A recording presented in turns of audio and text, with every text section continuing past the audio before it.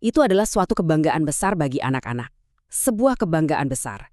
Kira-kira apa sih yang bisa ngasih perasaan sekuat itu ke seorang anak? Mungkin mainan baru? Atau dapat nilai bagus?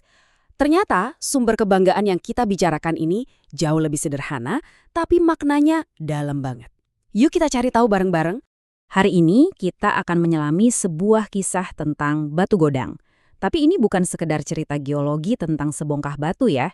Ini tentang bagaimana sebuah objek alam yang kelihatannya diam aja ternyata bisa jadi pusat kehidupan, harapan, dan bahkan ketakutan bagi sebuah komunitas.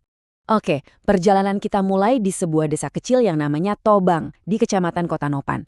Nah, disinilah, di tengah-tengah kehidupan desa yang sederhana, berdiri sebuah batu. Batu yang jadi saksi bisu perjalanan waktu, menyimpan tawa, tangis, dan juga mimpi dari generasi ke generasi. Jadi, apa sih artinya batu godang? Sebetulnya simpel banget. Dalam bahasa Mandaling, artinya ya batu besar. Tapi apa maknanya sesederhana itu? Seperti yang bakal kita lihat nanti, nama ini nyimpan cerita yang jauh lebih besar dari ukurannya sendiri. Ini penting banget buat kita pahami. Keistimewaan batu ini tuh bukan karena ukurannya. Pasti ada banyak batu lain yang lebih besar. Yang bikin batu ini jadi legendaris adalah jalinan cerita dan kenangan warga desa yang seolah-olah terukir di permukaannya. Nah, di bagian ini nih ceritanya jadi makin menarik. Batu godang ini seolah-olah punya dua kepribadian. Kalau matahari masih bersinar, dia jadi sahabat yang asyik. Tapi, begitu malam tiba, wujudnya berubah jadi sosok yang sama sekali berbeda. Coba deh lihat perbedaannya. Kontras banget kan? Di sebelah kiri, sore hari yang penuh keceriaan. Ada margambur atau mandi bareng, terus ada marsiko jaran, lari-larian, kejar-kejaran, seru banget. Tapi, coba lihat sisi kanannya. Begitu malam tiba, suasananya langsung berubah jadi penuh misteri dan ketakutan. Jadi, saat gelap mulai datang, batu godang ini diselimuti aura mistis.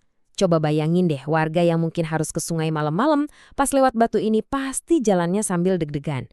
Suara tawa anak-anak yang tadi sore rame banget seolah hilang, digantiin sama bisikan-bisikan misteri. Dan apa coba yang bikin auranya makin misterius? Salah satunya adalah kehadiran Tok Narata. Ini adalah sejenis katak hijau yang katanya selalu muncul di sekitar batu setiap malam. Kehadirannya yang konsisten ini seolah-olah jadi penjaga malam buat batu itu dan pastinya makin nguatin cerita-cerita mistis yang ada di desa. Oke, sekarang kita tinggalin dulu misteri malam dan kembali ke hangatnya sinar matahari.